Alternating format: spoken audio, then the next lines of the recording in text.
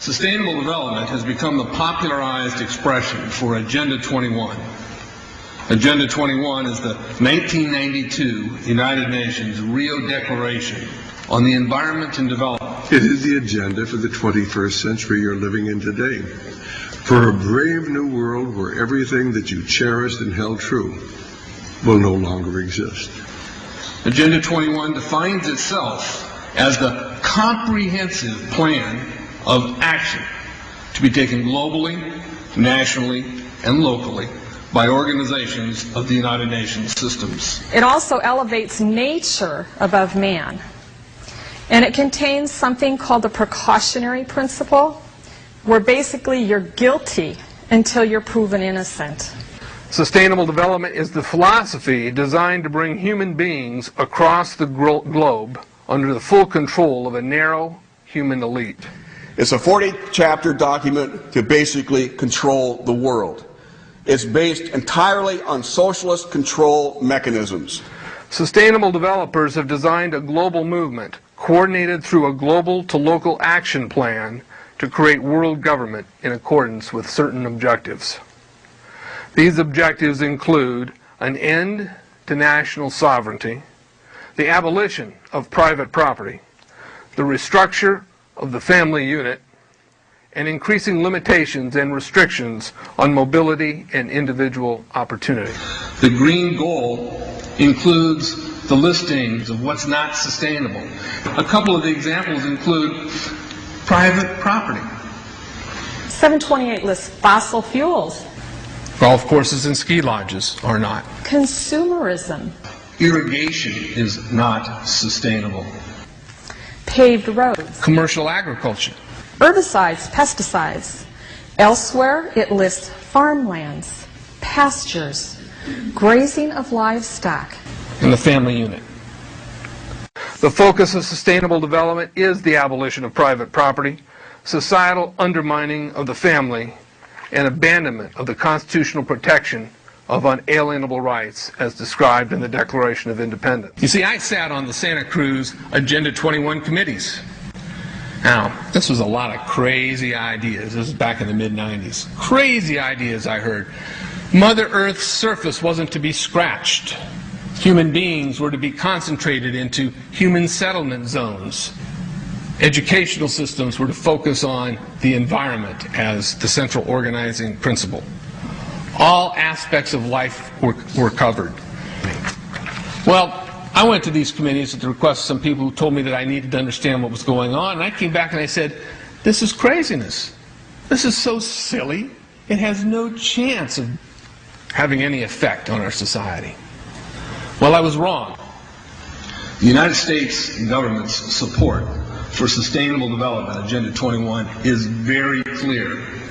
In 1992, while the Rio Conference was going on, George Bush, then president, was there where he executed the Agenda 21 protocols on behalf of the United States and brought it back to Washington, D.C. Within a year, Bill Clinton, by executive order, no congressional review, established the President's Council for Sustainable Development.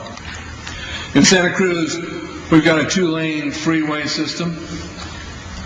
We need 4, but what we're getting is hundreds of millions of dollars of federal money to take a dilapidated rail line that Southern Pacific wants to put in the hands of somebody else so that a commuter line can be built along the railroad track. That'll be followed by 14-story buildings where people will live and stack them and pack them units, where developers, or so-called sustainable developers, will build these high-rises with federal dollars. In fact, Santa Cruz has received a $300 million federal grant to build the first 3,000 of these stack them and pack them units.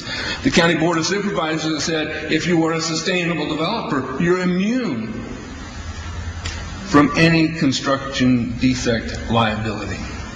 It's a partnership between selected developers building this new world order and the government using the American taxpayer dollars in order to do it.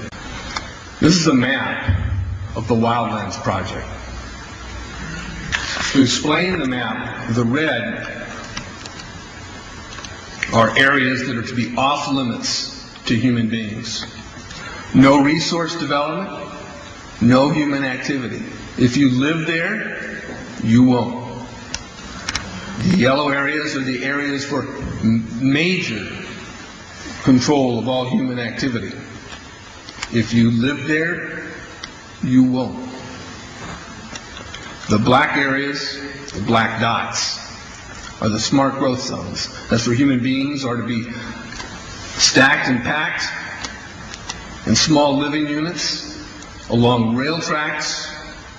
The smart growth program ultimately has jobs assigned and children cared for by the state. The question has been asked many times how the people who are perpetrating these things expect to do this and make it last. And the answer to that is that you steal a generation of children and you indoctrinate them so that they accept these ideas and they become global citizens in the coming global village. UNESCO came out and declared 2005 to 2015 the decade of education for sustainable development. But they go on to say that it will encompass the 40 chapters of Agenda 21. That is your federal national curriculum. The entire purpose of second grade social studies is to transfer loyalty from the family to the government and teach them about sustainable economic consumption. Students construct their own understandings of reality and realize that objective reality is not knowable. So why bother? The truth is, the truth, which keep men free, is being suppressed in order to prop up the attitude training agenda. And it moves on. This is our new math called connected mathematics. Standard 3 tells us that students learn that mathematics is man-made, that it is arbitrary, and good solutions are arrived at by consensus. Most of us assume 2 plus 2 is always going to equal 4. You're wrong. We might reach a new consensus. How well does it work? Well, they tell you in the teacher's guide in the back, it tells us that because the curriculum doesn't emphasize arithmetic computations done by hand, some students may not do as well on tests assessing computational skills. We believe such a trade-off in the favor of CMP is very much to the student's advantage in the world of work. Our children are mathematically illiterate on purpose. How do I know on purpose? Why isn't this just a basic bad idea? Because the Sustainable Development Plan tells us so. Generally, more highly educated people who have higher incomes consume more resources than poorly educated people who tend to have lower incomes. In this case, more education increases the threat to sustainability. Charlotte Iserby, I owe you an apology. I did not believe for the longest time it was a deliberate dumbing down. I thought the dumbing down was a natural consequence of a bad idea. Folks, it's deliberate. It's deliberate. The sustainable globalist goal is the orchestration of a planned fall of American principles, values, and lifestyles. The effect on the average American will be devastating. With modernizing technology, the ordinary person will live without independence, privacy, or substantive rights.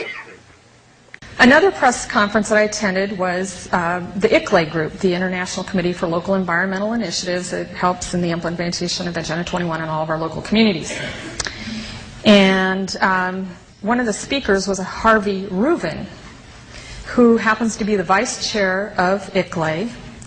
And I asked him about the correlative rights that Americans derive from the United States Constitution and the Bill of Rights. And that, of course, is your individual liberties, your private property, your freedom of speech.